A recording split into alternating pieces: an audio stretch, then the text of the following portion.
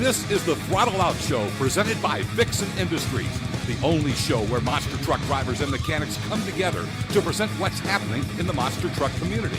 It's the ultimate combination of torque, horsepower, and trash talk. And now for your hosts.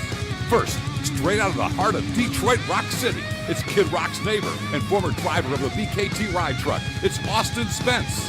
And the duo deep in the heart of Texas, it's the show owner and daughter of a man who conquered the industry for over 20 years. It's Harley Johnson, along with everyone's favorite Bryce Kenny lookalike, Austin Tweedy. So go ahead, fuel up, strap in, and remember, when in doubt, throttle out.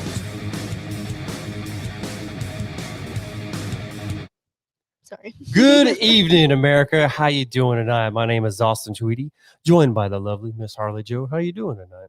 I'm doing good. I know we usually do these on Sundays, but yesterday was a holiday, so we just wanted to give everyone a Sunday break, and we're back here Monday night for a very special episode. We hope you had a great, safe, and fun 4th of July. And if you're still a little hungover, that's okay. That just means you had an American weekend. I think there's nothing more American than talking about monster trucks, so we're going to do that tonight. But first, I need to get our other co-host up and running on the show. Austin Spence up there in Detroit Rock City. What's going on, baby? What's going on? Oh, my goodness. Hey, guys. How's it going, guys? How you been? Happy 4th. Well, post 4th of July, I should say. Hope you guys had a great weekend.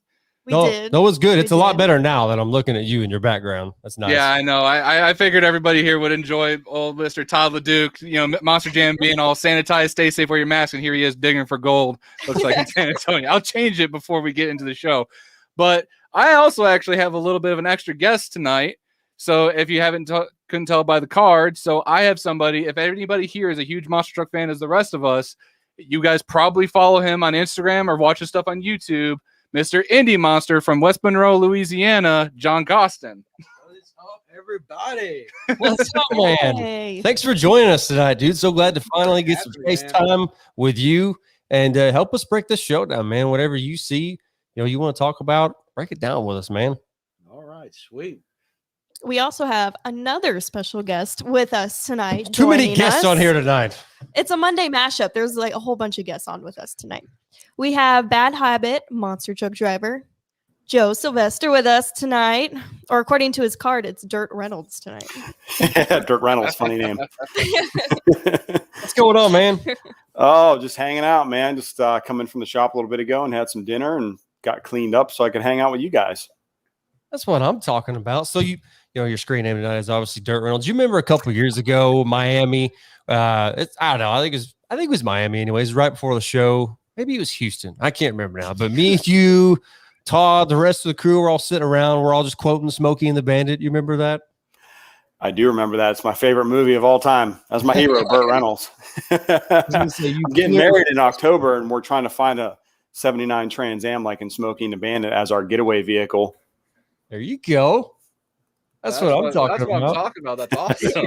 I actually have, if I ever grow my team to have more trucks, I've got a really cool idea for a Bandit Trans Am monster truck too.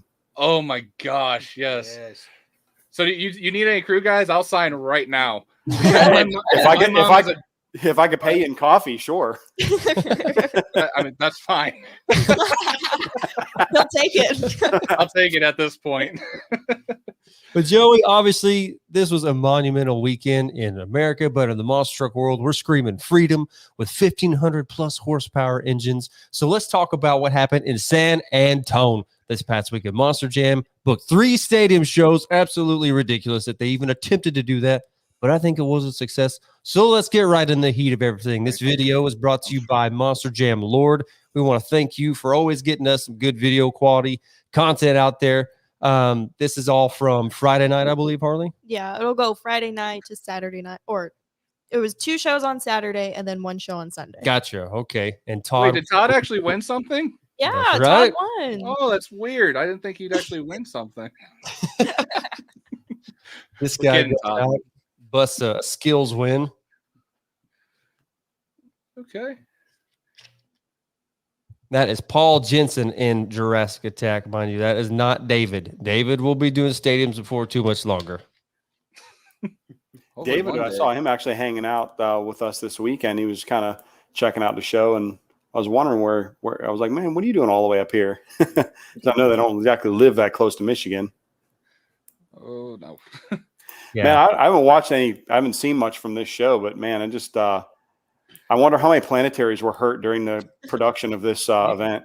You saw that with Gravedigger. It looks like the planetary completely locked up after that one hit. Oh my god! Gosh.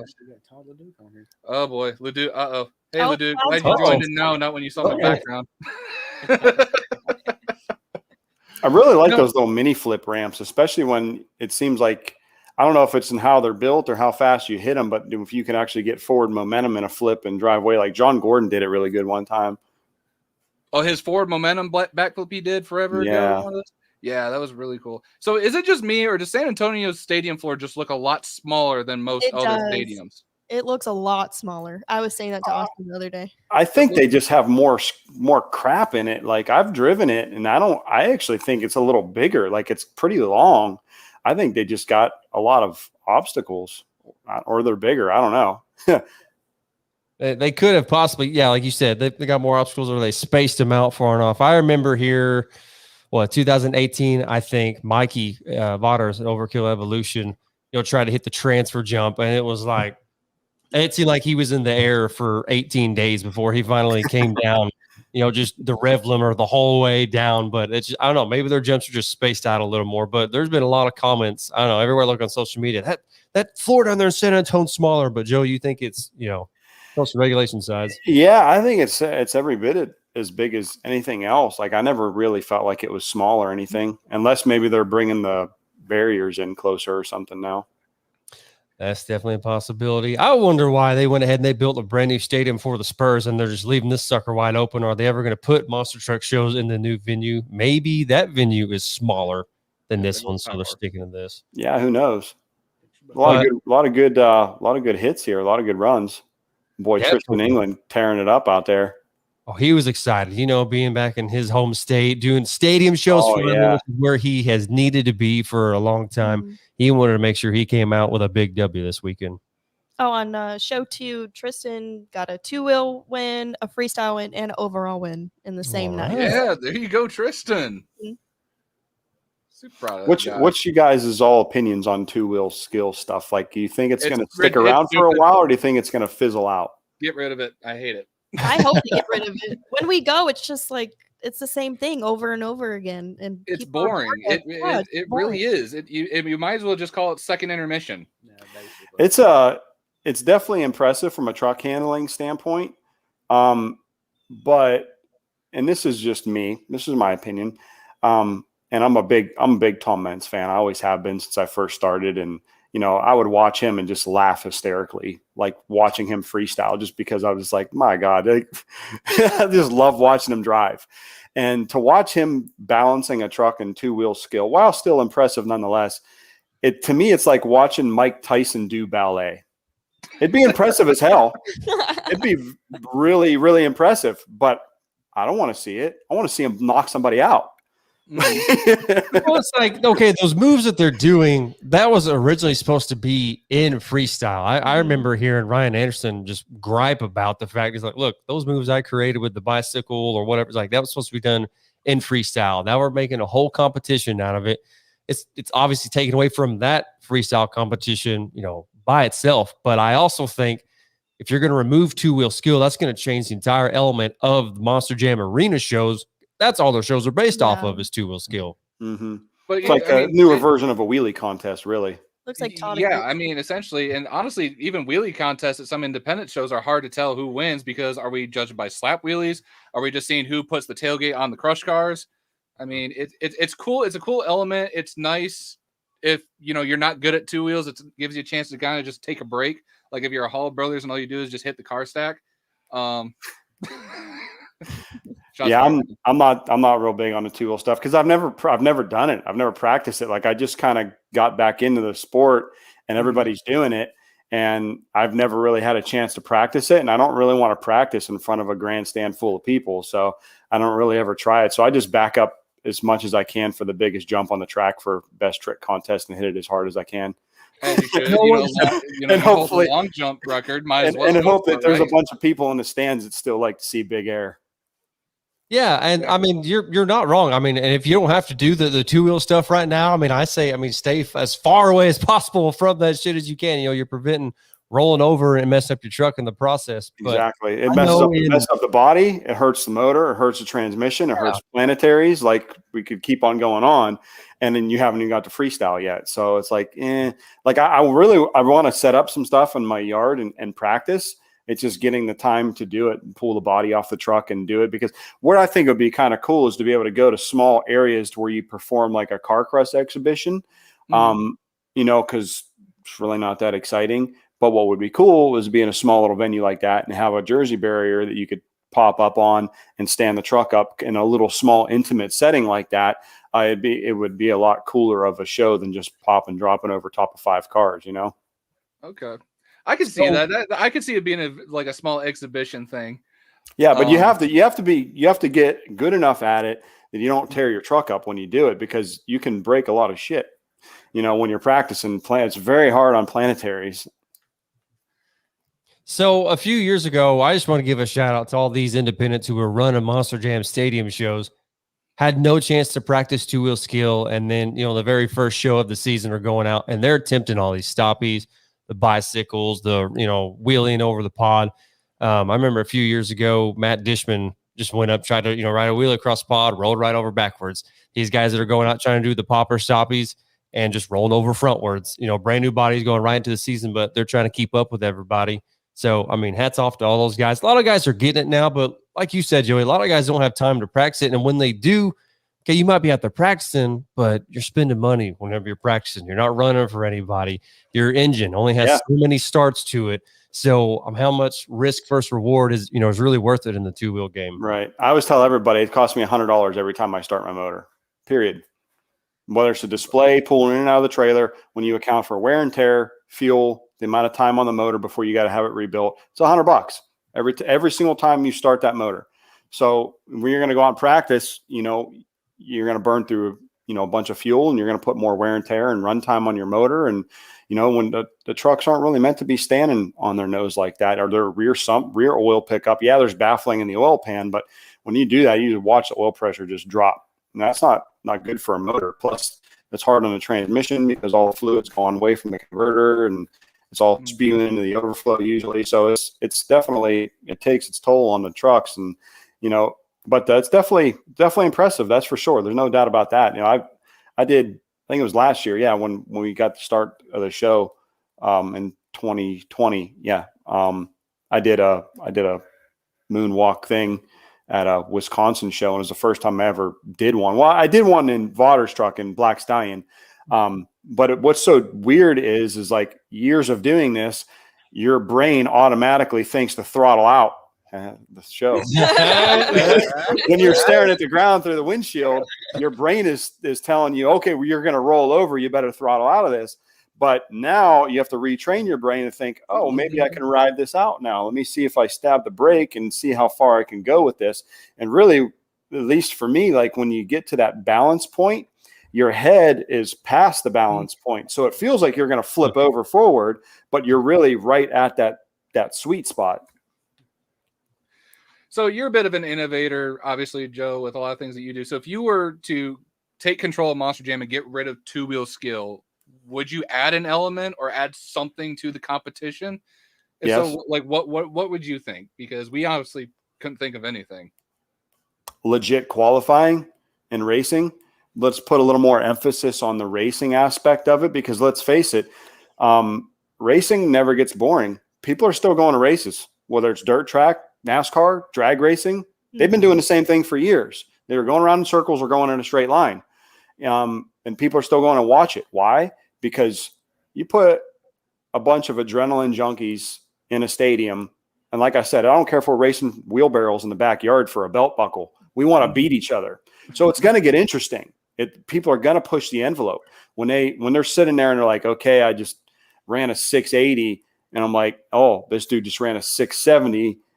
Maybe I got a little bit more in me the next one, you know, and you're trying to constantly edge yourself out. So maybe a little bit more emphasis on some sort of legit qualifying format and then a racing bracket to kind of take place of that. Like I've talked to people before, obviously, if you know my background, I come from the extreme sports world. I rode FMX. I still ride mountain bikes quite heavily, quite a lot. My dream when I was a kid was to be an X Games athlete. And, coming from that world, the one thing that was really, really popular years ago was flatland BMX. If you've ever seen flatland BMX, it's one of the most impressive things you've ever seen. Like guys do some amazing balancing acts on bikes, and it's absolutely incredible. And for a little while, it was in the X Games. It's not in it anymore. But what is still in the X Games? Big air, big trick contests, freestyle, because people still want to see that. Like the flatland stuff was cool, but for the general public, unless you really, really know what you're watching, it's not as impressive as people getting completely nuts. Yes, Okay. sir. So back in the old Penda days, wasn't that all set up as open qualifying to where a certain amount of people could come out, qualify for a certain truck bracket to actually compete? I believe so. I think at some point in time there was an open qualifying, like you could just show up just like you're going to any dirt track on a Saturday night, and and it would be great if we had something like that. But you have to. Why is my computer freaking out on me? Okay, there we go. Hear you. I'm not very good with computer stuff. It'd be really cool to have something like that, because it would really bring a lot of innovation back to the sport. I think to make trucks go faster, it would bring innovation back for building unique tracks, and it would bring a lot of people into the sport too, that maybe don't have a big pocketbook to go completely wreck their truck every weekend in freestyle. Like I explain all my buddies that I used to race cars with, I'm like, imagine wrecking your car into the wall every Saturday night. That's monster trucks on a good night. So I think some sort of open qualifying format would be kind of cool. I do have some thoughts and aspirations of where to take my Outlaw Drag series in the future if it takes off, and it's to really kind of go in that direction without totally alienating freestyle, because there's a way to do freestyle and make it legitimate, just like in the X Games and things like that, where you're judged by a group of your peers that have been there and done that. So I think there's the whole process just needs tweaked a little bit, I think, in my opinion. So we got to this by talking about the Monster Jam, what happened this past weekend and how we could tweak and improve, the skills competition or freestyle. Now, before we completely move away from Monster Jam, we did have another cool video air from our guy, Bryce Kinney, with a Great Clips Mohawk Warrior that I want to show. That's kind of gone viral from this past weekend. Harley, why don't you go ahead and roll it? Nicknames like Blinky and Bubba. Your wrench swings a little lower than the rest. Whose steel-toed boots have threatened many a coworker's metaphorical backsides. You deserve to have your drinks bought, but instead you're forced to drink electrolytes because your driver decided to go on a joyride. So here's to the unsung heroes. There may be no I in team, but thanks to you, there will always be an F and a U. That's pretty good. So, real quick, from everybody here at the Throttle House Show, round of applause for all the crew guys this past weekend, Yes. whether you were in Monster Jam or Independent Series, 3 stadium shows, and all the other crazy shit that happened this past weekend. Way to go, crew guys. Now, let's move forward. We had a show this past weekend, Mears, Michigan. Hey, Joe, I think you were there. I was. We did pretty well. Oh, and Spence was there. Yeah, Yeah. Austin was there. Yeah, we Yeah. were Yeah. The indie monsters. John actually drove all the way up from Louisiana for this show because Monster Truck Really? Madness, for those that don't know, has always been one of the biggest shows that Elliott would usually put on in Michigan. And they stopped doing it, I believe, back in 16 or 17. 2016, they stopped doing it at Sword Eagle Casino. And this would have been the first year they brought it back all the way at the Sand Drags up here in Mears. And it was, I got to say, it was a very impressive show. Final round was Mr. Joe Sylvester and Zach Gardner and Wildside. And the sand was not kind to anybody that was running this weekend. There was a lot of traction out there. At least for me, there was with my hater cut Yokohamas. That there was definitely a lot of traction. I washed the truck today, and I still picking sand out of everywhere. God, sand is the worst when you're trying to clean a truck. It just You'll doesn't never go get it away. all the way out. It'll take all year for it to finally all come out. It was a great show, though. It was a really cool setting. That drag strip, the sand drags, they had, legit timing equipment with a tree and everything. It was a lot of fun. I mean, the people had a really good view of the whole track. I thought it was great. I thought it was fantastic, and they had, just a stellar lineup of trucks. I mean, 8 really solid trucks. Like I got there and I was like, man, like, damn, like this is, I better be bringing it today. So it's one thing to finally, get to the show. You make the show happen. You muscle through it. You get through it. Do what you got to do, and it's done. I'm sure it was a successful weekend. I'm sure, from the way y'all are talking. So that being said, there are going to be more shows there. Oh, I'm pretty sure they're going to do one next year. They were pretty darn happy. Ryan Lacrosse? Yeah. Yeah. Our old Monster Jam commentator, Ryan Lacrosse, was actually commentating for that show. And I guess he said that they are planning on coming back next year at that venue. I like that there was 2 double bus stacks. I thought they were actually closer from some of the pictures I saw. Whoops, sorry. I thought they were actually closer where someone might actually be able to clear it, but there was a good one and a half bus lengths between both jumps. Unfortunately, we weren't able to clear it, but still, there's definitely a lot of potential to make it even bigger for next year. It could have been done if we started from the woods, but it could have also been catastrophic as well. I could potentially still be flipping through the air right now. Now, one thing, Spence, you are our ride truck guy, and there was a ride truck there this past weekend in the identity theft ride truck. Why don't you go ahead and talk about that a little bit? I love this. Like, I was gushing over this all weekend. So when I first started with the BKT ride truck at Monster Jam, my title in the shop was ladder bitch. And my job was literally opening and closing the ladder for everybody getting on. And Too Tall's sitting there running with the identity theft ride truck. And he's just sitting there with his hands in his pocket. I'm like, aren't you going to get the ladder? He's like, nah, man, watch this. The driver literally has a button to just hit a hydraulic ram that opens and closes the ladder mechanism. And I'm sitting there like, how the hell has Monster Jam not figured that out to do that for their own trucks? But no, we even took a ride on the truck. This poor guy was running for his life, just trying to get away from him. But the truck was so much fun. Like, even though it was really quick, me and him were like sliding all over the back. Like, we thought we were going to go over in front of the people. The truck has no sway bars. So me and Austin are on the heavier side, and there are seat belts, but it doesn't feel like it. So when you're in the turn, you're going on to the person that's right in front of you. That's pretty slick. Automatic ladder. Like, that is so sick. It's a really, really nicely done truck. Bill Payne and his guys did an awesome job on that truck. So, speaking of ride trucks, Joey, you might know a thing or two about ride trucks. I do now. I wish I'd have built like 6 of them 10 years ago because they actually make money. But, we built last year, we built Mayhem, and we stayed pretty busy with it at the end of last year and then going into this year. And kind of, me and Gary Bauer, my partner, thinking outside the box a little bit while we were still kind of coming out from events not really happening and stuff. Okay, what can we do to keep moving forward here with the business?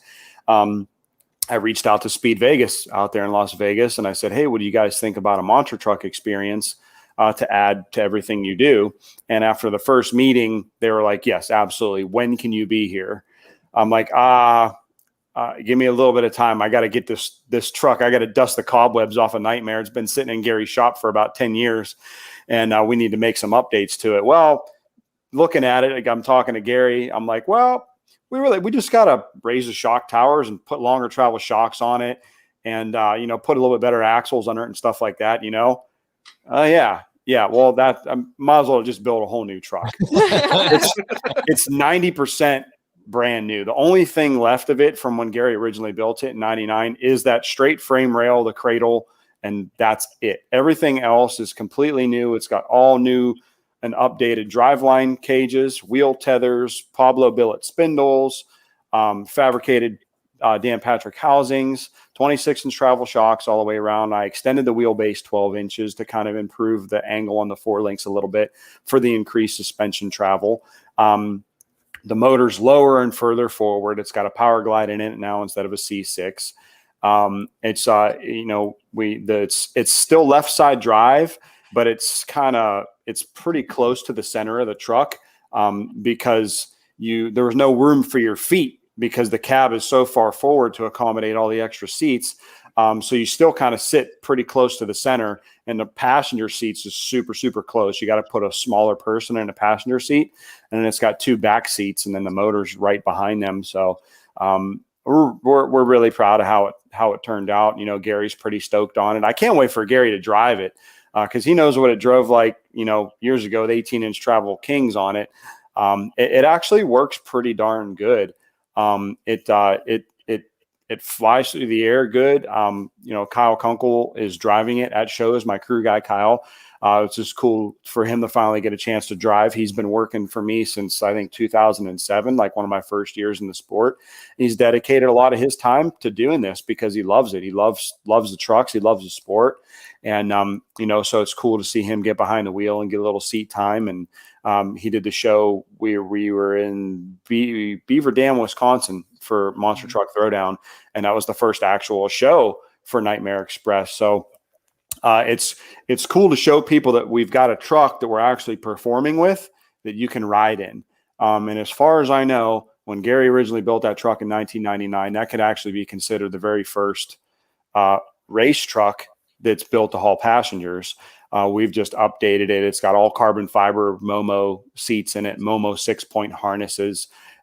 We spent a lot of time in Vegas too, figuring out how to strap people in and how to dial the suspension in and how to dial in the jumps and everything out there, because we found the very first time I went out and I jumped it around a little bit and everything. And I'm like, okay, this feels pretty good. You know, let's throw some people in here. And we threw some of the guys in that race cars and their driving coaches and stuff at Speed Vegas and one of the owners. And I took them out and they were like, oh my God, like my brain is still shaking. Like I was like, really? That was tame. Okay. So obviously a normal hit for me is far from normal for a normal person. So we need to figure this out. When I softened the suspension up even more, and actually we have little landing ramps instead of landing flat like we're used to. I have just little tiny landing ramps, like I figured out right where I was landing at, and you know, it just enough to take the edge off to where you really don't feel like you hit the ground at all. Oh, I see Todd made a comment. Hey, thanks, Todd. So, but it was a pretty cool experience. It's really cool to, you know, be able to give people a little bit of a taste of what we do. And I gave rides to people in Las Vegas, everywhere. Anybody from like guys that had expensive supercars to guys that had a lot of experience racing to like girls that were just like Instagram models and stuff, like no idea what they were getting into. And everybody had the exact same response when they got out. And it was, I have never experienced anything like that in my life. So it was pretty darn cool. So I'm sure we'll be going back either in the fall or the winter. Mayhem is still out there. Actually, I trained some of their driving coaches how to run it, what to do and everything. So they're still using it out there. So we're actually looking at getting a second ride truck right now, because we've got a bunch of stuff this year where we need a ride truck and we don't have one. So we're looking at buying one right now, because I ain't got the time to build one right now. So you got a quick question right here. What broke on Nightmare over Mother's Day weekend? Oh, I kicked a rod right through the block. Oh, that's what happens when vacation. Yeah, that's what happens when you think you're getting a good deal on something. You know, we didn't have our normal engine builder build the engine in Nightmare. We found it online. It was fresh, dyno time only. Came from a mega truck guy down in Florida, and it seemed like a pretty legit piece. A lot of stuff was new. The hat was new. The blower was new. The injection was all new. Everything was fresh on it, supposedly. Seemed like it was pretty decent. Not real high compression, little 540, you know, not a crazy killer like what we have in Bad Habit, but should be good for what we're doing with the truck. And while it did its job for a little while, when we went and did a show with it, it kicked a rod right through the block. And I know what the problem was, but when we found it, it was too late to do anything about it. We put the motor in the truck, and we run a billet Mazier flex plate, like Austin. I'm sure you're probably familiar with the billet, all billet. It's not a welded ring; it's an all billet flex plate. They're real nice. Put it on there, fire up Nightmare, pull it out in the driveway, and I'm like, man, this thing is shaking like hell, like really bad. I'm like, what is going on here? Like it felt like the motor was coming apart. Sure enough, the motor is externally balanced. Ooh. Who in the hell externally balances a blown alcohol big block motor, a race motor in the year 2020, 2021, whatever. 2021. Like, and I didn't know it was externally balanced. We weren't told it was externally balanced when we bought it. And I'm thinking externally balanced motors, there should be some great big hub on the front of it. No, it was real small on the bottom of the crankshaft. Like it looked like it was just part of the crankshaft. So like, unless you were really looking for it, you didn't even see it was there. So they're like, oh yeah, you got to put that flex plate on there that we sent you with the motor, this piece of crap welded together flex plate that had a great big bar welded on it for balancing. And I'm like, oh great. Yeah, this is awesome. So sure enough, yeah, boys and girls, you don't externally balance a blown alcohol big block motor. Well, unless you're putting it in a street car and you're never going to take it above 5,000 RPM, go with internally balanced. So what it did was it shook the bearings enough in 2 and 3, and the number 3 bearing just said, I've had enough, and it sent the connecting rod right through the block. So I love talking about this, and I've got one more question. We're creeping up. We're already past half an hour on here, but I can't get away from talking about the Nightmare Express without discussing this. Okay. Y'all got heavy on the Nightmare Express a while back, and then what happened? Dennis had to go and basically, kind of go the same route as you. So I want to talk about that for just a minute. I mean, what's going on there? Y'all got some, friendly competition going, not so friendly competition going on. Are y'all going to line them up at some point? What are you talking about with Nightmare Express? Oh, you're talking about King Sling. Yeah. Oh, it was crazy because we actually had no idea Dennis was doing that. And as far as I know, he didn't have any idea we were, reviving Nightmare Express. And when I saw him come out with that, I saw the video and I was like, you got to be kidding me. All these years, nobody has done this. And now 2 of us are doing it at the same time. So, I mean, his is on another level. I mean, the Metal Shop guys, I mean, that truck is, that's a show piece. That thing is gorgeous. But we had no idea that he was doing that until he came out with this video and we were already working on ours. And like, well, I guess it is what it is, I guess. He's in North Carolina. We're in Vegas, I mean, he's Dennis Anderson, kind of a big deal. But, we're in Las Vegas, the entertainment capital of the world. So, he had a lot of people that knew who he was and a lot of fans that went to him. And I gave rides to just people that are looking for a good time in Las Vegas. So at some point, what's that, Austin? I said, I definitely think being in Vegas has definitely got like the upper hand other than going all the way to North Carolina. Yeah. Like, yeah, sure. You got beaches and stuff in North Carolina, but I've been to Vegas twice in 1 year and I'd love to go back again, especially with all the motorsport stuff that they have available out there. Now there's a monster truck ride on. Come on. And the Speed Vegas place is awesome. And they're actually, they're expanding right now as well. And they've got short course off-road. You could go on a trophy truck. They've got rally cars, all the major supercars you could possibly imagine, drifting. And it was really cool too, because while I was there, I was like, well, I've raced just about everything. So how about you guys kind of clear me as a coach, teach me what I got to do. So you can literally come there, go for a ride with me in an off-road truck, or I can teach you how to drive it and jump it.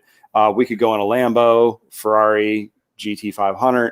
I could teach you how to race it around the track. I could take you for a ride. I could take you for a ride in a drift car, which was a lot of fun. I really enjoyed learning how to drift. Like really, it's extremely, extremely challenging. Or we go out in the monster truck. Even the Mayhem ride is almost a half hour long.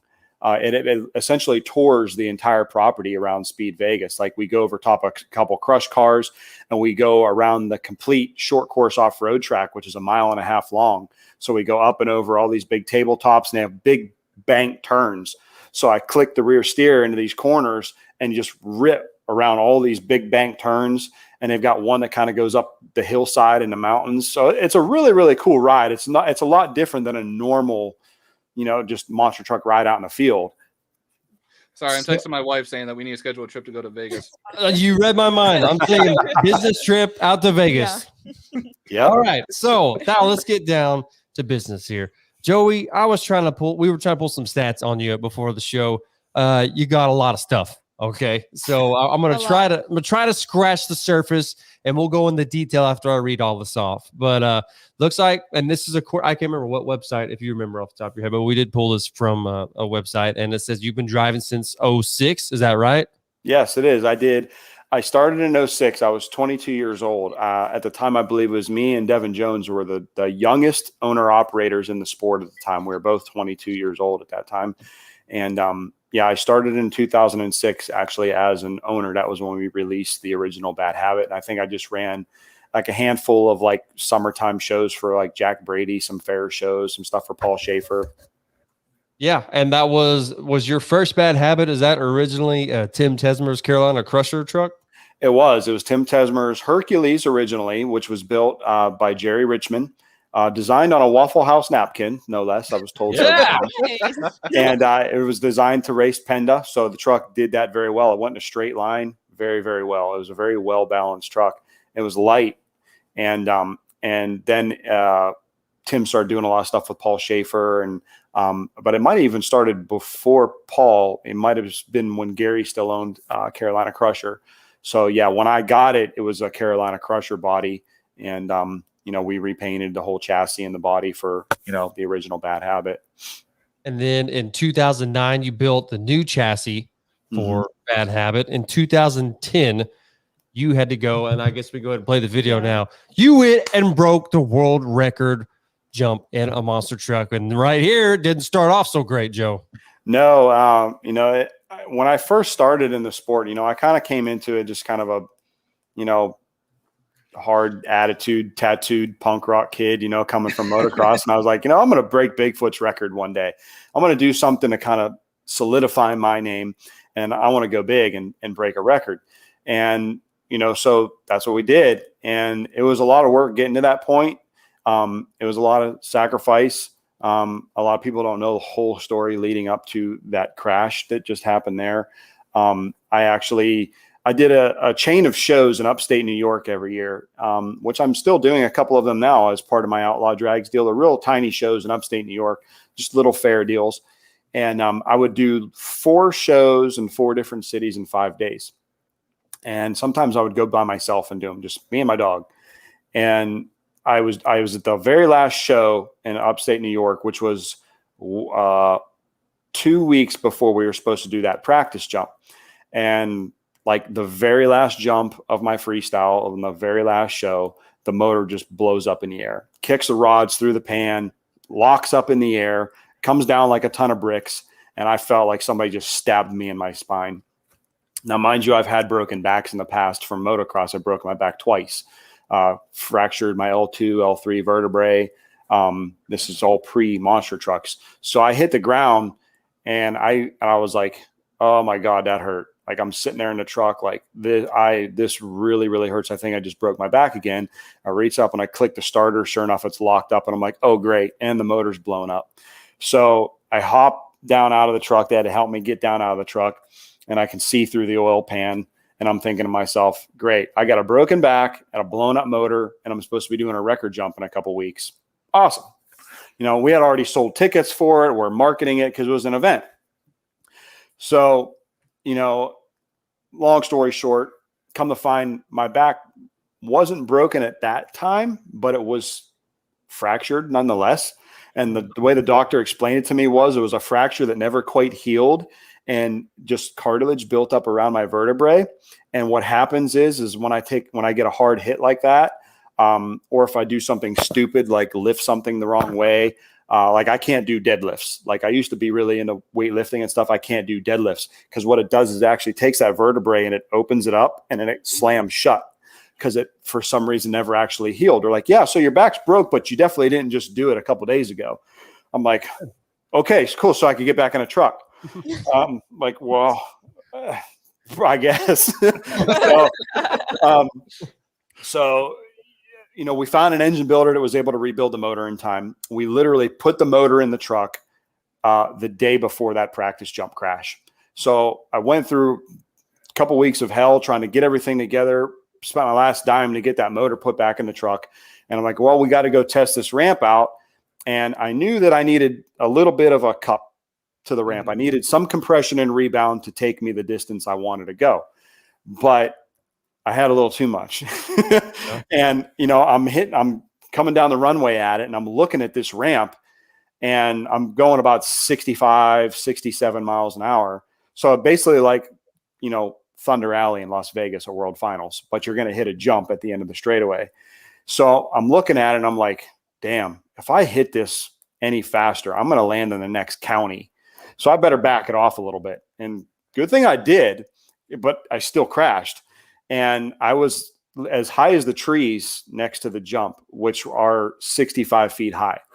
And that was legitimately the only time in my life I've ever been scared inside of a monster truck. Like, I've taken a lot of hard crashes on motorcycles and mountain bikes, and nothing really scares me from a physical standpoint. Financial, that's a different story. But I have the least concern for my own well-being. Let's put it that way. But that was the only time I was ever legitimately looking through the windshield of my truck, staring at the ground. My stomach dropped like I was on a roller coaster. And I was like, I'm not going to limp away from this. This is good. This is going to be bad. This is really, really going to hurt. And it sure as hell did. It hurt real bad. And I actually hit so hard, I stretched the webbing in the harnesses. I'd replace the harnesses in the truck.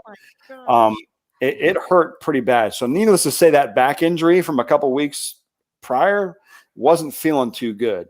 I knocked myself out. But all in all, I was okay. I walked away from it, started work on the truck immediately. And my dad drove all the way down to Dan Patrick's and picked up a new axle housing. I back half the chassis right there in the field out of my trailer with a Lincoln Electric stick welder. And we didn't have any DOM tubing. So I found this local place that had seamless pipe, and I fabricated everything in the back of the chassis. And I used a stick welder that was on my generator, my Lincoln Electric Ranger generator on my trailer, and I stick welded all that back together. And it rained. It was raining for 2 of the days. I had an easy up set up around the truck because it rained for 2 of the days, and I'm welding in the rain, and really I'd wake up every morning and I'd work on the truck until I physically couldn't stand up anymore, because I didn't really have any full-time crew guys at the time. So nobody was there to help me. It's not like I was back home at the shop. And, just like a couple local guys that were there that would come and lend a hand whenever they could, and help me put things back together. But I had to rebuild the front shocks. I needed new steering rams, new hydraulic lines, new front housing, can of rim, the back half of the chassis, put a hole in the fuel cell, ripped the sway bars off the back of the truck. I mean, there was a lot of crap that it needed. Cracked the roll cage. So I had to fix quite a bit of stuff. We're literally, like, a bunch of my friends came to help me the day of the jump, which was less than a week after. That was a Monday that crash happened.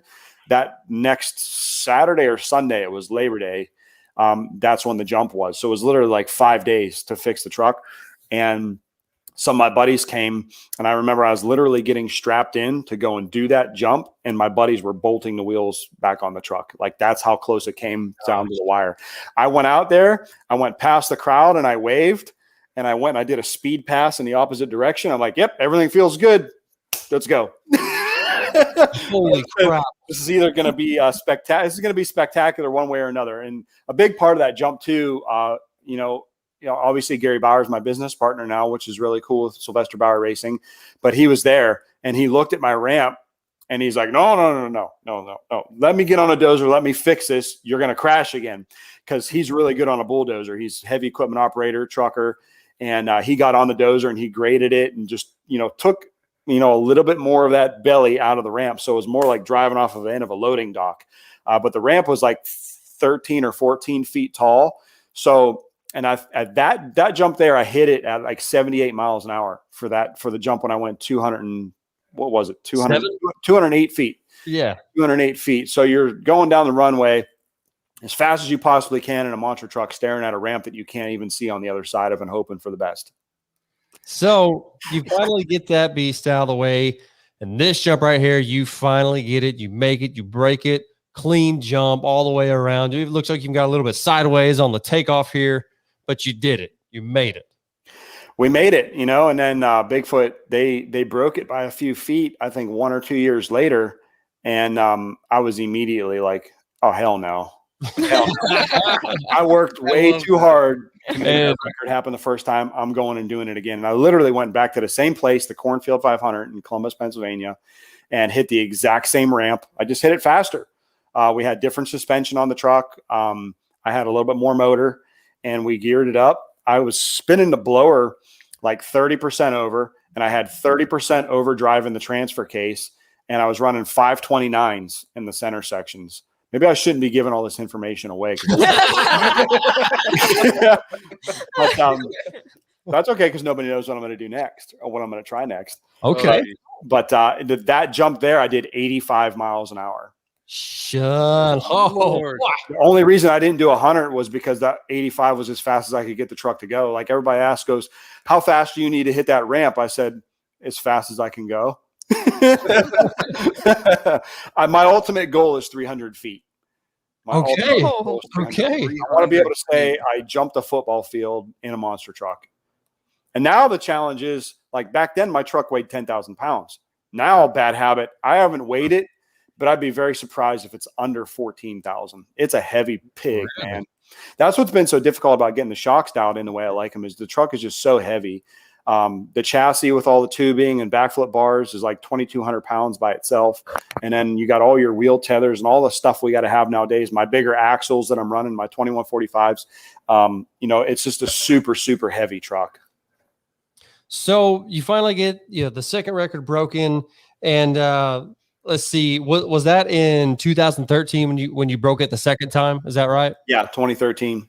And what a year that ended up being for you, as you went on to win the Young Guns at Monster Jam. Let's just talk about that a little bit. We just got a quick clip to play with that, but go ahead and talk about that experience and winning the Young Guns. Man, that was awesome. You know, I mean, that was such a great year, because there's, actually there's two of the highlights of my career, the record jump and winning Young Guns. And I also promoted my very first show in my hometown of Canfield, Ohio. And it went really, really well. It was a sold out show. So really 3 really big things happened that year. But yeah, man, the Young Guns, it was really awesome, because I was definitely not the favorite to win. I hadn't won a race all year long. I had the worst odds, I think, going into it. But I don't know, man. I'm just, we put a lot of effort into that. Me and Bobo Winslow was my crew chief. And we spent a lot of time making sure the truck was as good as it possibly could be before we went out there. And we said, you know what? We're already here. This is already a win for us to be invited to come out here and compete with all these guys. Let's just take it round by round. And I just went out there, and from practice to the very last round where I beat Morgan, I was within a couple tenths of a second. I wasn't the fastest, but I was the most consistent. I had bald ass Firestones that I bought used off Jimmy Cretin. The motor had 2 full seasons on it, which was used when I bought it. And it just was freshened up. We did have the blower freshened up before we went out there. But just went out and was consistent. I hit my marks every time on that track. And that's was what it took, I guess. It wasn't the fastest, but I was the most consistent. Funny thing about the motor, obviously I sold the truck that year, and Jerry Beck bought it. It's now still out there performing. I can't believe it's still out there running, and it hasn't broken in half. But especially the way I drove it and the way Aaron Kane drove it, Jerry Beck took the motor and he had it dynoed before he did anything to it. He took it right out of the truck, which was literally, now the rest of the season after Young Guns, my summer season. And he had it dynoed before he had the engine rebuilt. He calls me. He goes, "You ain't going to believe what this motor made on the dyno." I said, "I don't know, 1,200 horsepower." He goes, 850. I was like, nice. I've got street cars that make more than that. Oh, my gosh. Yeah, she was a little tired. A little bit. So you have this monumental year in 2013 that every young crew guy, driver dreams of. You decide to step away. And my timeline might be off a little bit here, but at some point you decided to take a break away from monster trucks, and you stepped in. You drove for some independent teams in the meantime. In 2019, you drove on the MJ Tour that we were talking about earlier. You drove Black Stallion for Mike Vaughters. I mean, were the plans already in the works at that time to build Bad Habit Relapse, or was it that gave you like the final, like, okay, that's it, we're doing this? Yeah, it's definitely, it's a whole nother story in itself. The 2013 obviously was a pinnacle year for me. I kind of knew going into that season it was probably going to be my last, and for a few reasons, some personal, some business. I was just like, and really the Young Guns was kind of, it was a highlight. And at the same time, it was a reminder of where I was at from a business standpoint. I was like, I can't remember what I was. Was that 2013? So I was in my late 20s. I've been doing it for quite a while. And the way they paid you for winning Young Guns because you were going to do a second show. So you were doing that show, then you were going to do the big show. So they paid you twice. So it was a pretty good payday. And I went into it literally knowing that I needed to win, because my credit cards were maxed out and my bank account was empty, and I had no money to put diesel fuel in my tank to make it back home to Ohio. So I was like, I damn sure better well win this race because I need the money. Mm-hmm. And so it was a reminder of, I've been killing myself for years doing this, and I got no money in the bank. I just ran all first quarter and I got no money in the bank.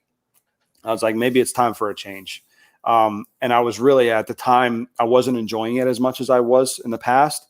Like I said, for a lot of personal reasons, it was very difficult. A lot of people, some may not know that my crew guy and longtime best friend, Brandon Pugh, got killed in a UTV accident, in 2011.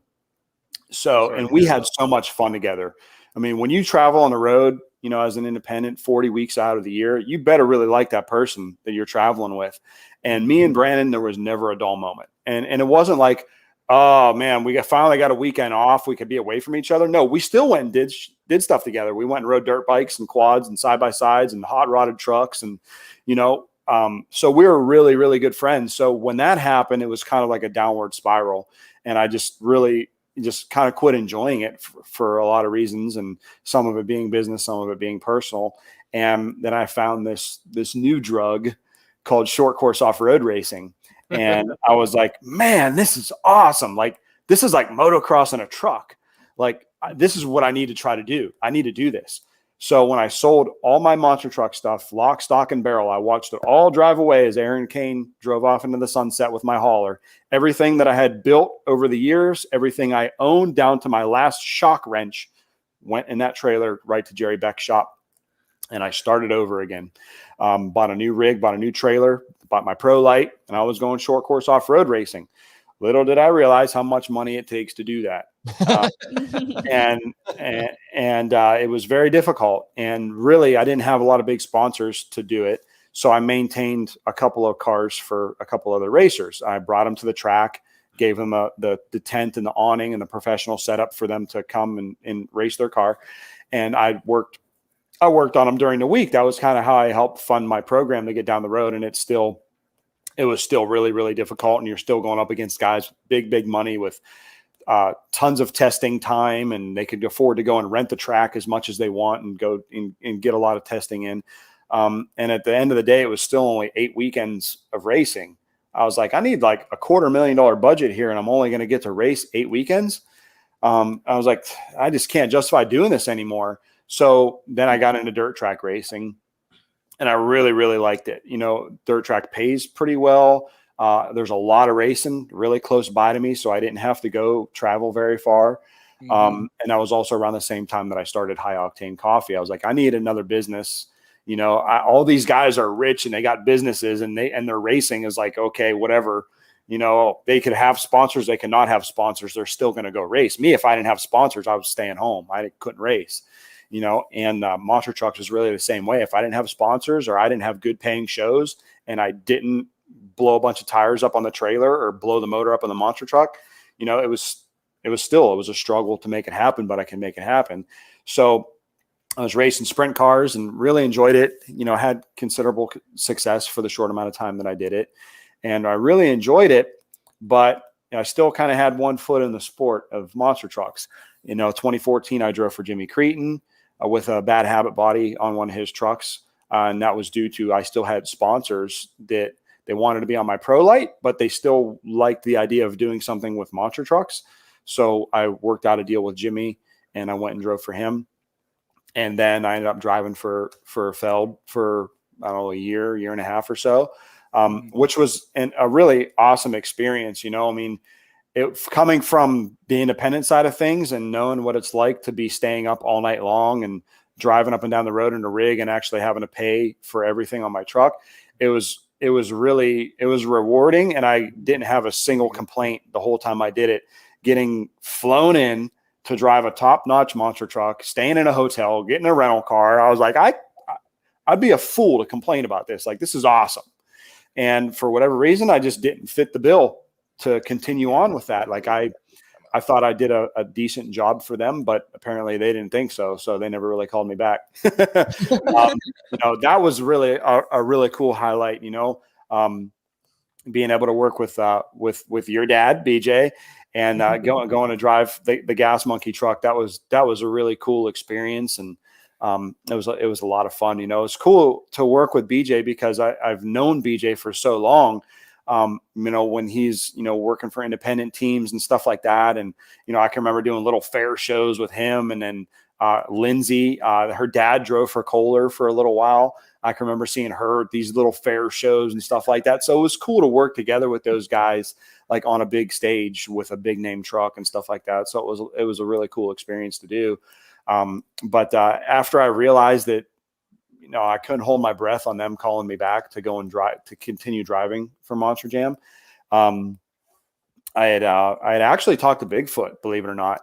And I thought, and I've got a good relationship with those guys, despite our world record feud. It's kind of a gentleman's rivalry, we'll say.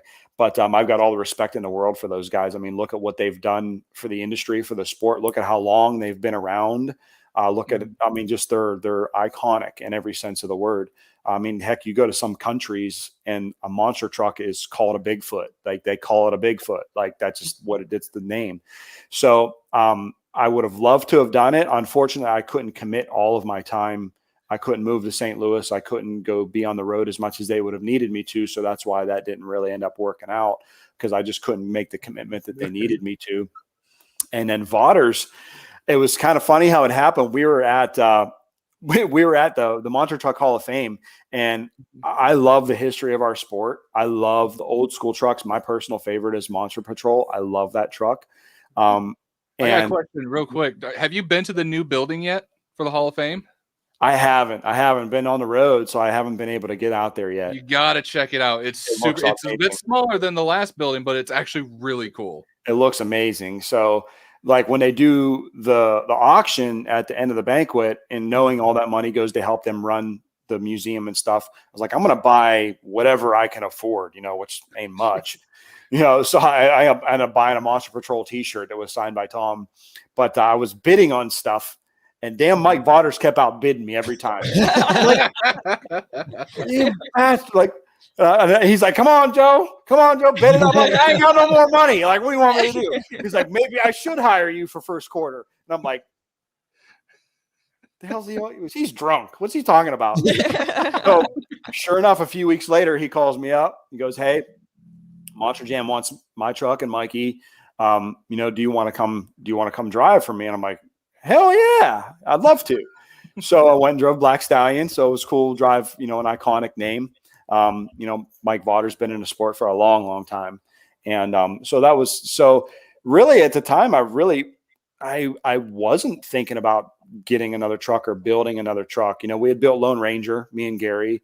And at the time I was still racing sprint cars and stuff. And still, I enjoyed it. I liked going to shows. I liked supporting Elliott and Monster Truck Throwdown because I've always loved what he's doing, and what he's doing I think is great for the sport. But I didn't have any intentions on getting back in. When I signed off in 2013, I said, I'm done. I don't want this anymore. And I focused on all the bad, I focused on all the things that were making it not enjoyable for me. And at some point or another, I was just started thinking, I'm like, like I started thinking about what I can do to impact people, to impact the younger generations. And yeah, the racing was cool. Sprint cars was cool. And I interacted with fans and stuff like that, but nothing like monster trucks. Nothing makes an impact like a monster truck, and nothing makes an impact like a monster truck that you built. And so when people ask you about it and people ask you, well, I can't do that. Yeah, you can. Like my first truck was a piece of crap. Like it was like when I look back on it, I had so many better options, but for some reason I chose that one. And I didn't know how to weld when I first got into it. I didn't know how to build shocks. I didn't know a damn thing. I knew how to put tires on. That was about it. So I went out there, drove the hell out of it, broke it, took it back to my shop and figured out how to fix it. I learned how to weld. I went to Lincoln Electric and, went to their school, learned how to weld some more. Brandon, my crew guy and best friend, he taught me a lot about welding and fabrication. So we just learned as we went.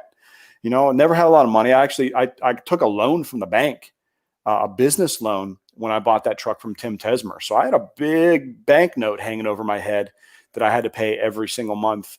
Some kids my age went to college and went in student debt. I didn't go to college and I bought a monster truck. So how rad is that? I did. I had a bunch of debt, but I paid that. But I paid that debt off, in a relatively short amount of time, and I learned a lot and had experiences in my 20s that none of my friends that I grew up with, they couldn't even imagine some of the stuff that I did and went through. And 40 weeks a year on the road, monster trucks, and had a lot of really good times. Met a lot of really great people. But part of it, like I said, it came down to what can I do to impact people's lives and inspire our younger generation of kids these days to go out and do something awesome with their time in their hands. So I was like, I need to build a truck again. I think I need to build a truck again. I think I know what I need to do differently this time to make it a more sustainable career. And I spit the idea at Gary and I said, hey, what do you think about this? What if we combine our resources, both financially and knowledge-wise? Because Gary's an OG. Gary's been in it since 1983. He got in it the year I was born. And he's probably forgot more things than I even know. And so I sat down with him and I said, what do you think about this? Why don't we, Marty's doing it with Votters. They got a cool name. They got a cool brand. They're a good team. They fit together well. They each bring something to the table. What do you think about me and you going together and doing something and building something we can go out and enjoy and go make our mark on this once again. And he was all about it. And it's been a struggle. I'm not going to lie. Our first year was 2020. Do I need to say anything else? No, you don't. Yeah, you really don't. No, yeah. But to be honest, Joe, what an impact your truck has had, because you brought a little bit of old school in with the new school. I think because I believe that's a hand painted body as well. It's not a giant wrap. Doesn't that have authentic gold leaf for the name too? It's actually 4 layers of vinyl. Holy crap. It's not one wrap. Like my vinyl guy, he loves me and he hates me because I make him work for it. I come up with these crazy off the wall ideas that he's never done before and he's never heard of anybody doing before. And I say, let's try this. He goes, I don't know if it's going to work. And he bitches the whole time he's doing it. But then when he's done with it, he's like, wow, this turned out really cool. So, I kicked around so many different ideas for a new bad habit scheme. First, it was going to be high octane. I was like, I'm going to do branded high octane, And then the more I thought about it, the more I talked to my family and I talked to Gary, I'm like, you know what? Maybe we should really just bring back the bad habit name. It's already established. It'll be bad habit fueled by high octane coffee. So when I did, I was going through all these different designs and stuff like that. And sure enough, come back to the same design that I've always done for bad habit, flames. Like I love flames. What can I say? It never changed. I love hot rods. Like I don't like cartoons unless it's Rat Fink. And I don't like bright colors. All I wear is black. And I don't know. I just like old school hot rod stuff. I like flames. So we did the wrap and it's actually satin black. And then the orange is the same orange that was on my big Super Duty.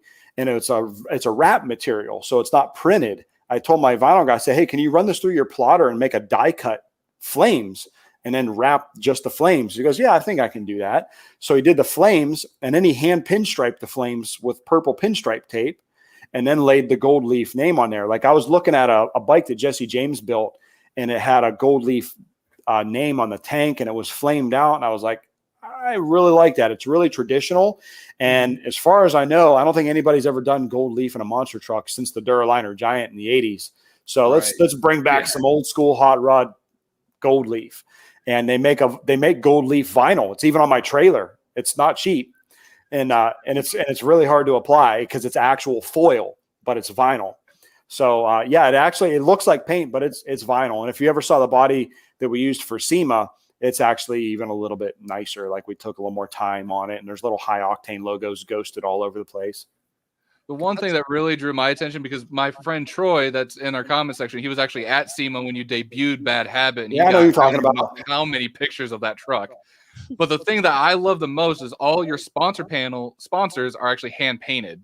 I thought that was really cool. My panels that I use for display and for SEMA and with that body, it was all hand painted. I wanted it to be period correct for a 70s race car. Like they didn't use vinyl back then, like you had your buddy with the steadiest hand come over and paint the name of the body shop and the tire shop on the side of your race car and paint the numbers on the side. So I went to one of my buddies, it's a pinstriper, and I said, here's my sponsors. Here's what you have to work with. Here you go. Hand paint them, throw some pinstriping on there. So yeah, those are still in the shop, and so is the SEMA body. We just we keep it nice. So as far as the body goes, were you looking at other body options other than the 79 Ford, or was the 79 Ford the only one you wanted to go with? No, we were looking at a trophy truck body because there's a company called 5-Star Race Car Bodies that makes these high impact ABS plastic bedsides, and you could run them over, you could fold them in half, you could just smash them all to hell and put them back on the truck. So they're like a few $100. So I'm like, oh, that's cool. We can munch up the bed sides all the time and just put new vinyl on them and they're good. And but then I was like, man, there's a lot of trophy truck bodies out there. Mm-hmm. And with my new relationship with Ford and Fairway Ford, and obviously Gary bleeds blue. There is nothing, you don't even dare do anything but Ford with it. I mean, he's had nothing but Fords his whole life, and he's incredibly brand loyal to Ford. So there wasn't even an option of doing anything other than Ford. And he hates the fact that we have Chevy motors. Like he bashes them every chance he gets. Like this was a mutual decision. Like you got all these Ford motors, but we made the mutual decision to put Chevy motors in because like, what happens if we need a rocker arm? What happens if we need a valve cover gasket? Anything stupid like that we need, somebody else is probably going to have in the trailer. If we're in a Ford motor, we're on an island. We're by ourselves. Yeah. We better have everything we need in the trailer. So that was why we went with Chevy motors, because he's got some nasty Ford motors, man. The one that we actually pulled out of Nightmare makes 2,000 horsepower. Good. It's like 15-to-1 static compression before the blower. So it's just like, it's insane. Not what you need to give people rides with. So are you kidding me? I'll pay extra to take a ride in that thing. Can you guys still hear me? Yeah, we can hear you. Yeah. I can't hear you guys at all. We hear you. We can hear you. You're good. I can't hear anybody. Oh no. That's no good. We're having technical difficulties at the moment. Okay, now we can't hear him. Yeah, that was you. Yeah. How about now? Yeah, there we go. Yeah, that's what happened. Right here. This is a little thing connected to my headset. Oh. When you talk with your hands like I do, because I'm Italian, you hit shit. Like I always tell everybody, you can't stand too close to my sister when she's talking because she's going to hit you. Going everywhere. If you put her hands behind her back, she can't talk. So we've all been kind of talking a little while. Harley, we haven't heard a whole lot from you. You got a question possibly you want to throw into the mix here? I can throw in a question. Joe, do you have like any future plans for the team? Like, are you wanting to expand to maybe like a 4-truck team, or you like what you have right now, just the race truck and your 2 ride trucks? And well, Nightmare is technically it's a race truck because we can run it, at shows, which is what we'll do when we're not at Speed Vegas. But it's hard to say right now. We have to see how the rest of this year goes. We're not off to a real great start with blowing up a motor and Nightmare. And, we had some issues with Bad Habit at the beginning of the year. Just little gremlins that cost money, and we're like, okay. And then coming off of last year makes things definitely difficult too. Yeah. But now we seem to be on a better track. Like the past few weekends have been going pretty well. We've been winning. The truck's been staying together. Motor should be done for Nightmare before our West Virginia show at West Virginia Motor Speedway. So at the end of the year, me and Gary will have to really sit down and look at all the numbers and say, okay, if we're going to grow this is where we need to go, or are we going to just kind of chill, maybe do a few less shows next year, and just kind of be satisfied with that. So we've kind of two options going into next year. I would love to grow it. I would love to see the business grow to where it's profitable and sustainable, and we can have, one or two full-time employees, some more trucks, be able to do more of our shows. Hopefully our outlaw shows do well, and we can grow that as well, because really that's really the ultimate goal of where we're moving forward, is to be able to do a handful of our own shows every year, and better the sport all at the same time. So one of the things that I wanted to talk about coming into this interview with you, Joe, is looking at your track record. You did long jump, young guns, all this record-breaking, groundbreaking stuff. You step away from the industry for a while. You come back in what seems like an impossible time in the country. You put on a pay-per-view event last year. Dude, honestly, I don't think in the monster truck industry you're being discussed. You're not being talked about enough for what you've been able to do. You can say 06. It's still really not like what you've done in that amount of time is absolutely unreal. And what you're continuing to doing is awesome. I want to see the outlaw drags grow. I want to see high octane coffee grow. But getting back to the fight pay-per-view thing from last year, if that's ever been actually done by a smaller independent team, it hasn't been done in a while to my knowledge, but you got in with Fight TV, gotten to be able to talk to people like Matt Stryker, which to me was absolutely incredible. I remember watching that guy, as the teen in high school, watching him wrestle on TV. And, but that whole pay-per-view, man, for Harley and I know it was just a huge breath of fresh air, being locked up in a tiny ass apartment, can't go monster trucking. Yeah. And here comes Joe. That was the idea. And here comes Joe Sylvester and this crew guys that's like, you know what? Enough is enough. We're going to put on a badass show. And y'all did.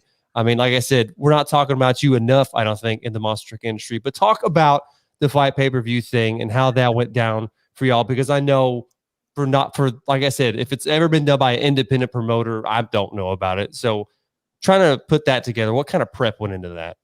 Well, it was definitely a team effort. It was, me and Gary, like I said, when we got back into this and we built Bad Habit Relapse, we knew that, part of our goal was to better the sport, better the future. He's involved with the Hall of Fame, and we're like, okay, what can we do to keep progressing the industry? When I got back into it, I wasn't like, okay, I'm washed up, I'm done, my time is over. I'm like, I feel like I truly have something to contribute back to this sport that we all love. And so when we're all sitting there on our thumbs and nothing's going on and shows aren't happening, and week after week, month after month, everything is still not happening, we're like, okay, we need to do something. And a buddy of mine, he is a commentator with Supercross, and he works for Parts Unlimited, and he's very well connected in the Supercross world. He did the same thing with motocross. It was called Moto Fight Club, and they did it locally here. And it did really, really well. And I was like, man, maybe we ought to do this with monster trucks. And that was when I talked to Gary, and Gary, he agreed to it. He's like, yeah, let's make it happen. We got the place. We can do it. We can do it right out at Yankee Lake. It's got plenty of room. We have gates that we could keep closed to keep people out. And it's only the film crews and the teams. Fight TV was all about it. And, we're like, okay, this is going to be great. We could broadcast this to the entire world. The whole world can tune in and see this.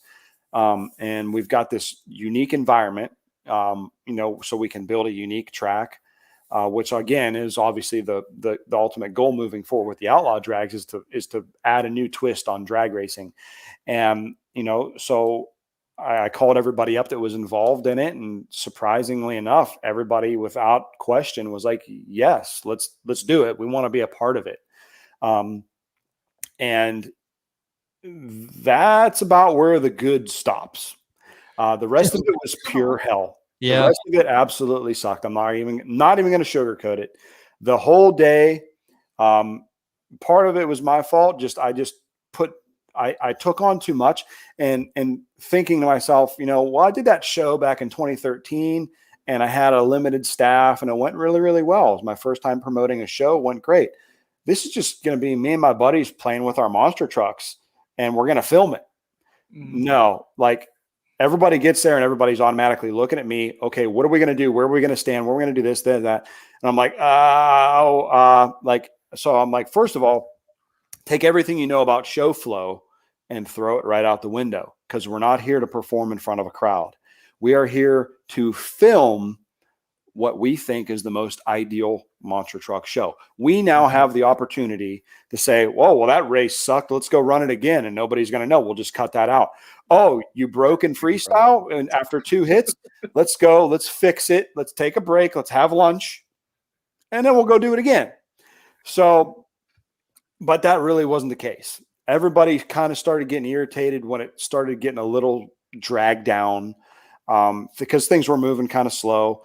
And every single thing that could possibly go wrong went wrong, down to Gary getting the water truck stuck.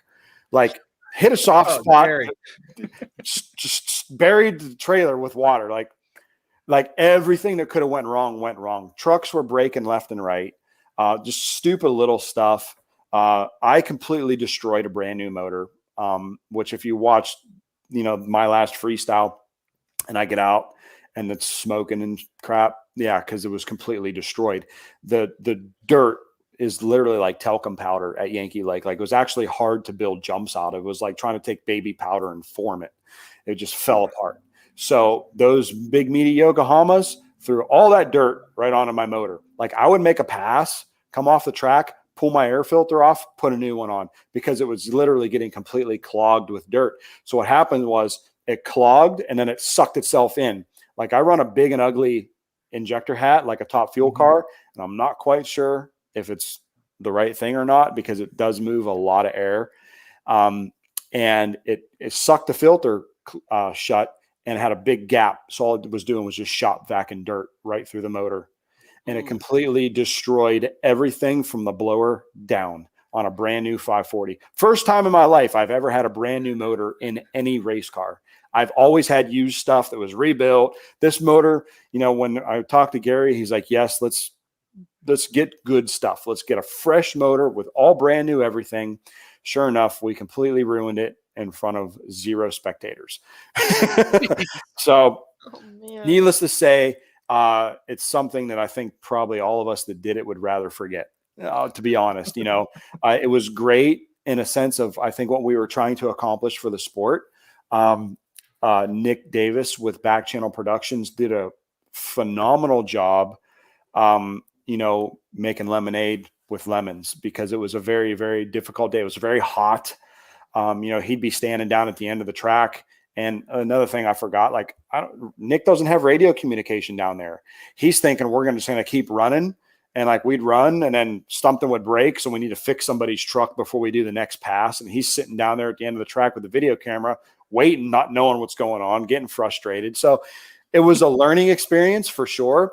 And at the end of the day, what he took with the footage that we ended up getting was really, really good. I think, I had this big crazy step up jump that I built, where I was going to step up and land up on top of where we were starting at. And I was looking at it and I was like, no, this whole thing is too long gone. Like, if I do this, my chances right now, the truck's going to fold in half or something. I don't even want, I had campers I was going to smash through, and I was just like, no. My luck, the way this is going, there's a propane tank still in the RV and it's going to explode when I hit it. So no campers either. So there was a lot of things I wanted to do, but we didn't get to do. But I think everybody that was a part of it, was not upset, but they were happy for what they were doing for the industry at that particular time. Will we do it again? Probably not. I do got a little bit of question about everything that went into Fight TV and everything, because the footage of the racing and everything, and not only mentioning you brought in a whole new class, which was the Pro Mod monster trucks, which are mega trucks with 48. I love that. I love that we have new classes coming into the industry. That's part of what I'm trying to do with the outlaw drags, and that has proved to be very challenging as well. The young guns, which is the minis, and then the Pro Mods. I'm trying to do two things. I want to give people just truck entertainment. Like, you're coming to a monster truck show, especially if you're a super fan of monster trucks. You don't want to see a car eating dinosaur. No. You don't want to see face painting clowns. No. You don't really care to see the guy blow himself up again. What else is there? I mean, tough trucks. There's a camel. You can ride on camels. You could ride on camels. You're there. It'd be like, is there an intermission act at NHRA? No, there's different classes of racing. So why not do that with monster trucks? Let's attract more of a hardcore fan. There's enough of everything else. Not saying there's anything wrong with that. It's a system. It's a product that's been going on for a long time and it works. But why not have a different option? Why not have something different? Why not every monster truck show be exactly the same? So when you come to Canfield, September 25th for the Outlaw Monster Truck Drags, you're going to see pro monster trucks. You're going to see pro mods. You're going to see the young guns. You're also going to see vintage monster trucks. So there's going to be over 20 trucks on the property, 20 monster trucks on the property at Canfield. And, my idea with the vintage trucks is to show people where it came from, where it started. Gary will take Lone Ranger out and crush some cars, and, Jerry Richmond's going to be there with Terminator. So it's cool to show people the evolution of our sport, and it's evolved in a pretty short amount of time. If you consider, back in the 90s, there were still guys on leaf springs.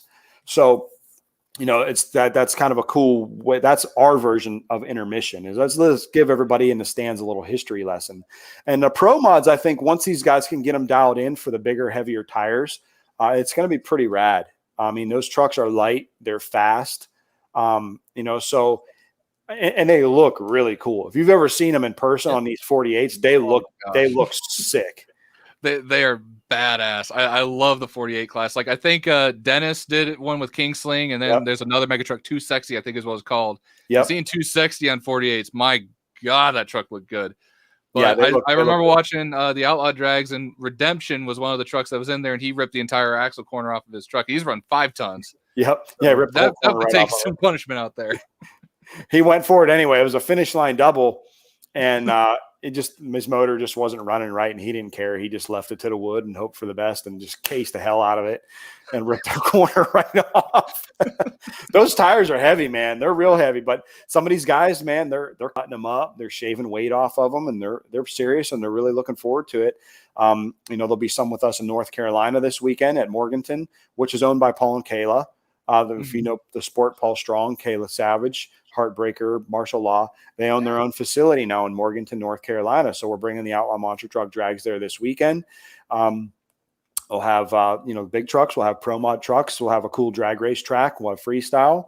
And then 2 weeks after that, we'll be at West Virginia Motor Speedway, which is really awesome because I can't tell you how many times I've driven down Route 77, going to a show somewhere heading south, and I see this abandoned dirt track on the right-hand side. It's got a huge infield and these grandstands built out of the mountainside on the next to it. It's just the coolest looking venue, and it's right on the interstate. I'm like, man, I can't believe that place is closed down. And sure enough, a buddy of mine, Cody Watson, took it over. And I knew Cody from the dirt track world from when I was racing dirt cars. And I called him immediately. I said, dude, first of all, congratulations for stepping up and buying that place, because somebody needed to do something with it. And 3, was that 2? 3. I told you I've had a lot of concussions. So I was like, do you want to have a monster truck show there? And he goes, yeah, man, let's do it. So we're doing it as part of his event called Dirt Vana, which is kind of like a dirt Woodstock. There's going to be a demolition derby before our show. Then after our show, the Moonshine Bandits are playing, which are kind of a newer, edgy, like country rap group. They put on a hell of a show. They were actually just at Paul and Kayla's too a few weeks ago with Colt Ford, and they put on a great show. So it's going to be a really cool event, a little bit longer event. We don't do a pit party, so to speak. We call it the Thunder Alley experience, which I try to do it to where I set all the haulers up and all the trucks kind of like an open pit format at NHRA. And you can go up, you could see the guys working on the trucks, you could see the trucks, you could see the haulers, and that's the whole pre-show vibe. And then we parade the trucks into the track area and start the show. I love that. I love the extra experience, like showing off the haulers and everything too. Because I've always admired especially your new shirts that you have now for Bad Habit. You even got your hauler on there, which John here is a huge Peterbilt fan. Me too. So it's a gorgeous looking truck. I got it tattooed on my arm. There you go.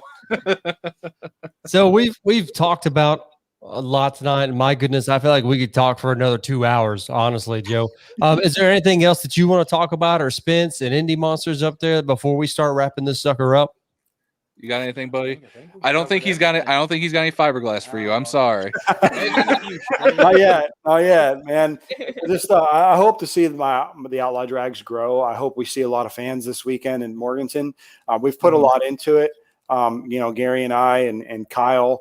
And it's more than just us. It's about more than just us. It's about giving back to this industry that we love and trying to give people a different form of entertainment with monster trucks. Are there going to be flaws? Is it going to be perfect? No, but we'll grow. We'll learn.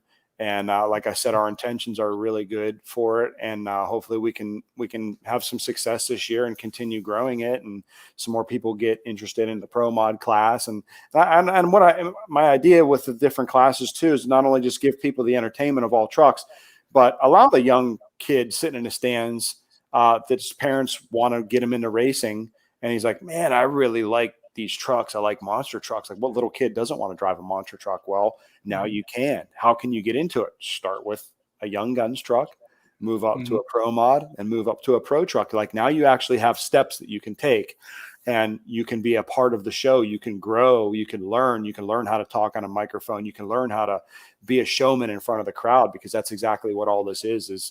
And that's part of what attracted me back to it, is the show. It's the entertainment. I found myself when I was racing my wingless sprint car, like going past the crowd under caution, like going like this out the roof, like, yeah! Like people are like, what's that guy doing out there? Like everybody else is so focused on racing, and I'm like, yeah. So I like going to the stands and like give shirts to kids and stuff like that. And nobody did that in dirt track racing. I was like, that was just me being an entertainer and being a showman. And some people might think it's just a cocky thing or an arrogance thing. Maybe it is a little bit of that, but I think what I truly enjoy about what I do and what we all do in monster trucks and in the entertainment industry is giving people that escape from their reality for a little while, with all the shit going on in the world right now. And all the, everything is just, it's insane. Like our generation right now is witnessing history like I think previous generations never did. There's so much happening, and things are happening so fast. You don't even have a chance to take it all in. You don't know what's going on.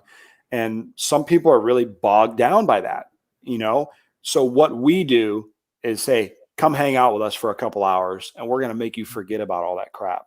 Yep. That's what I enjoy about my job. That's what I enjoy about monster trucks. That's what I enjoy about being an entertainer.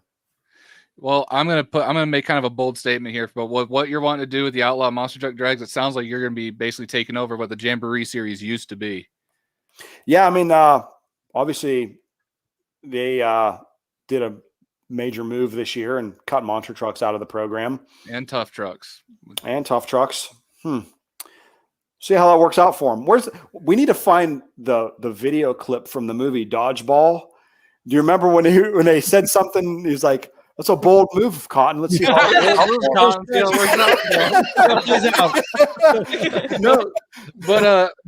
going to Elliott shows down there in Ohio, there's a whole group of these guys that built these tough trucks. We race tough trucks. You guys can find them on Facebook, and they're ticked because the Jamboree series was like their big, monster trucks. You got like world finals and big championship events. The Jamboree was like their big events to go to. So they have these purpose-built trucks that they don't really have many shows to go to. So it'd be nice to see. It's nice seeing Elliott take them under his wing. So I'd like to see more people bring them in, like seeing these guys with these badass tough trucks to come in and compete at their shows. Yeah. I mean, they've all got their place, hopefully they've got somewhere to go. And like you said, Elliott's kind of incorporating them. And, my Canfield show is going to be set up similar to like a jamboree-ish kind of setting, because there's going to be a car show during the day that starts in the morning and it goes all day long, and it's cars, trucks, motorcycles, everything, and it benefits the 4-H community. Okay.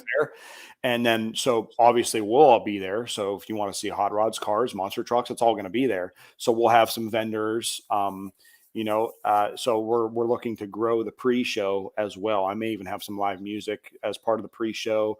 I want to have like an RC monster truck, like freestyle and racing setup going on. We might have a pit bike race.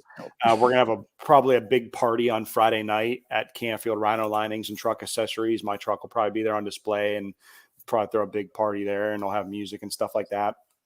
Well, so it seems like my weekend's going to be spent for that weekend. Yeah, you're going to have to come back up here, man. It will be a good event. I promise you guys that it's going to be awesome. I mean, and Canfield Fairgrounds has such a cool history with monster trucks. And and I got to be reminded of it daily, because it's literally 2 miles from my house and I drive past it every single day. So I guess I'll just leave with this. The one last thing I want to say, just the amount of impact you had with Bad Habit when it first came out. There are guys and kids on the internet. We mentioned briefly before we came on the show, Rigs of Rods. This guy over in England, Scott Stimpson, made a replica of Bad Habit, and is badass to a T. The amount of detail is crazy. And then you got guys replicating your truck on diecast. You got guys replicating your truck with RCs. I mean, it's crazy that your truck has been out for very little time, and there's already so many people that gravitate towards it, and it's absolutely crazy. But I actually remember hearing something that you actually did, like a small simulation league when that truck actually came out. Did you not? We did, and that was kind of part of, when everything was shut down and we weren't doing shows. And I was like, well, I had this idea for the Outlaw Monster Truck Drags. I can't do it. So I've got a racing simulator that I'm sitting on right now. I mean, these screens go all the way around me. I've got a gaming computer that I know nothing about. It's got a radiator on it. I mean, it's crazy. I've got my steering wheel, my pedals and stuff, because I used it during the off season when I was racing sprint cars, and it would kind of keep my motor skills sharp and throttle control. And I did a lot of iRacing.